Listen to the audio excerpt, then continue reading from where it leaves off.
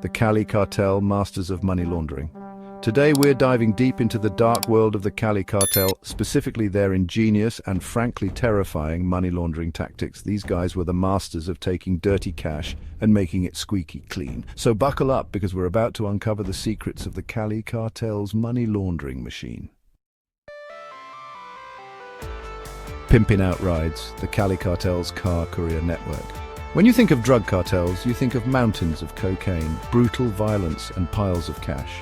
The image of ruthless drug lords and their lavish lifestyles often comes to mind, with their operations shrouded in secrecy and fear. But what you might not think about is the logistics of moving that cash around. The sheer complexity of transporting millions of dollars without drawing attention is a challenge that requires meticulous planning and innovative solutions. The Cali Cartel's ingenuity came into play here. They were not just about brute force, they were masterminds of logistics and technology, always staying one step ahead of the authorities. They used cars with secret compartments hidden in door panels under the chassis, even in the gas tank. These modifications were so expertly done that even a thorough inspection might not reveal the hidden treasures. These sophisticated electronically controlled panels could open and close with the push of a button. The technology was cutting edge, allowing for quick access to the hidden compartments while maintaining the car's appearance as an ordinary vehicle. You could have millions stashed in a car, and even if the cops pulled you over, they'd never suspect a thing. The compartments were designed to be undetectable, blending seamlessly with the car's structure. It was the perfect way to move large sums of money under the radar. The cars could travel across borders and through checkpoints without raising any red flags, making them an invaluable asset to the cartel's operations. And the cartel had a whole fleet of these things, blending in with everyday cars, vans, even tow trucks. This fleet allowed them to operate with a level of stealth and efficiency that was unmatched, ensuring their cash flow remained uninterrupted. Cali, the cartel's high-flying money laundering scheme. This is the story of how the Cali Cartel took their money laundering operations to the skies, using private jets to move vast sums of cash across borders with ease. Cars were great for moving money around locally, but for a global operation like the Cali Cartel, you need private planes. These planes allowed them to bypass traditional checkpoints and border controls, making it much harder for authorities to track their movements. The cartel had their own air force, a fleet of private jets that could move money and drugs all over the world. These jets were not just for show. They were a critical part of the cartel's operations, enabling them to maintain their vast network of illegal activities.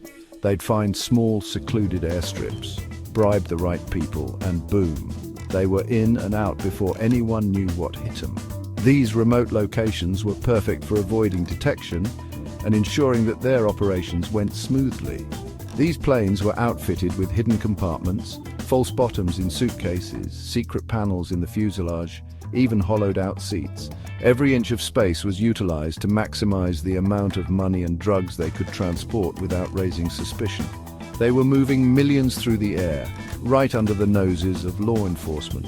Despite the risks, the rewards were too great to pass up, and the cartel's ingenuity kept them one step ahead of the authorities.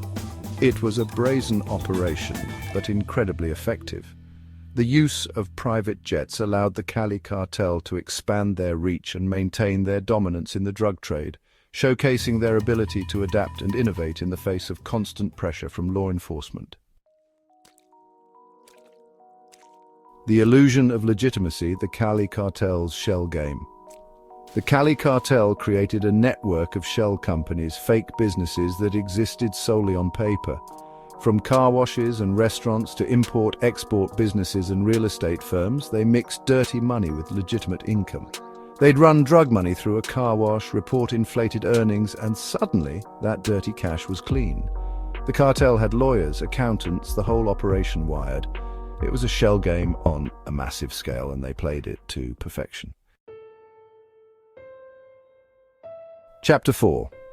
From cocaine to condos, the Cali Cartel's real estate empire.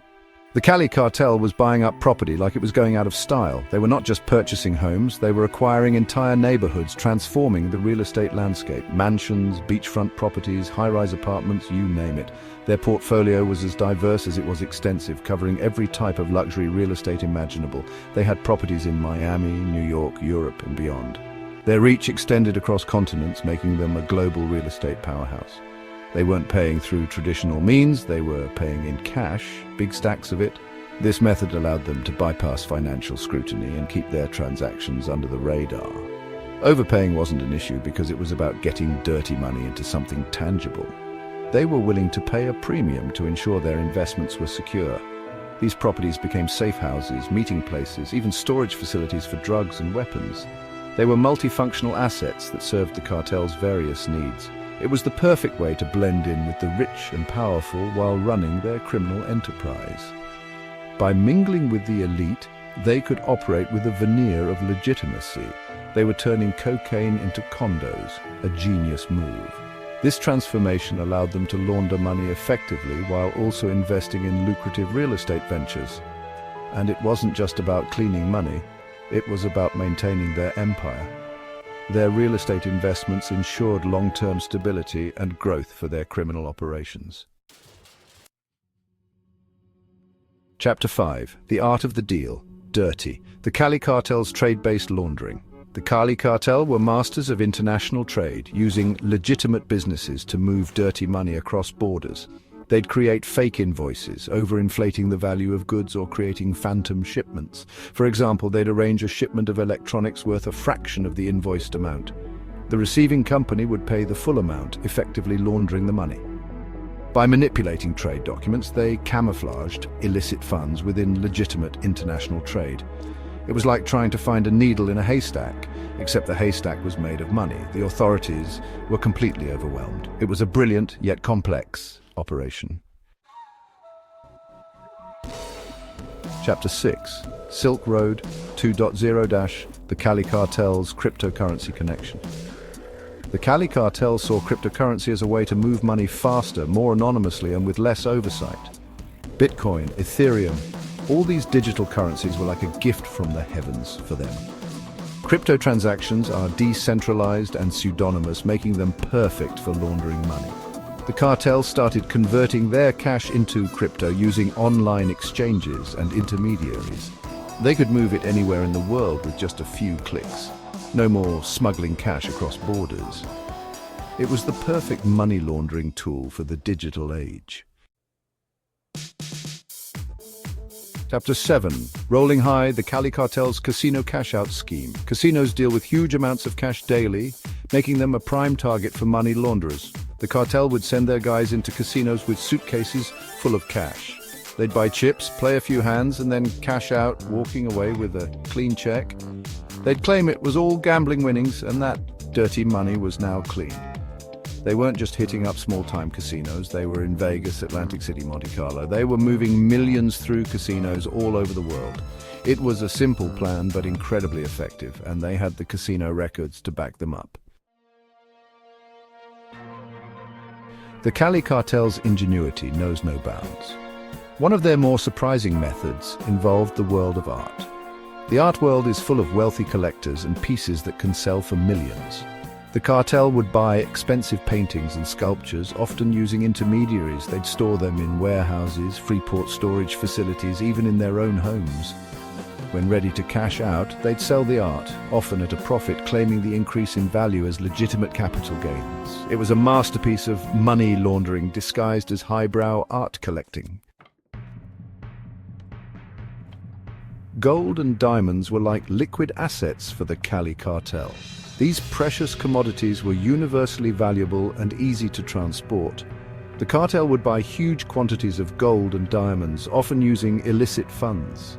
They'd smuggle these commodities across borders, using their established networks.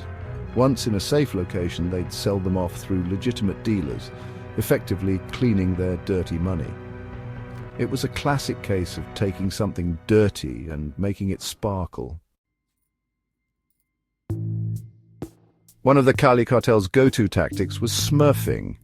Smurfing involves breaking up large sums of money into smaller deposits to avoid bank reporting requirements. The cartel would send out their army of Smurfs to make these small deposits at various banks. Hundreds, even thousands of these deposits were made under the radar. These Smurfs would flood the banks, blending in with everyday customers.